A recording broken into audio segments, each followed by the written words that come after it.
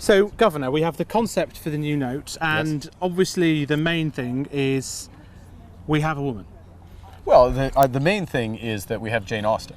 Jane Austen, who's one of the greatest figures in English literature, whose work is as relevant today as it was when she first penned it, much of it on the grounds of this cottage, and someone who's loved and respected around the world, and as I say, one of the greatest figures in English literature. So in having Jane Austen and adding her with Churchill, with Bolton and Watt, and others, what it does is it captures really the full diversity of British accomplishments and contributes to the diversity of people in British society. So the strong campaign from some women's groups, from some MPs, worked. It worked on you. Well, there's two things about it.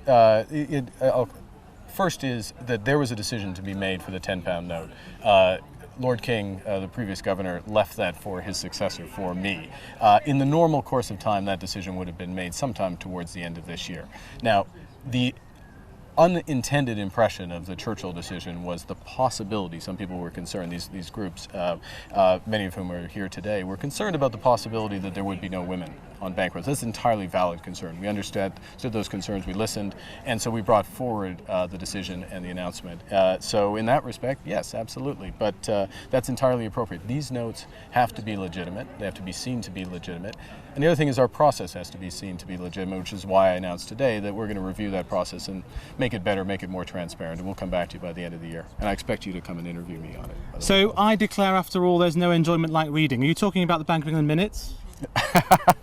Well, for a very sad group of people, that is true. But I think that's actually Miss Bingley. Funnily enough, that's Miss Bingley in Pride and Prejudice. That's a quote from her, and she is actually it's somewhat ironic in the sense of the story, but it's absolutely true when you're reading Jane Austen as a whole. Now, you introduced plastic notes in Canada. Any chance of this one being a bit plastic?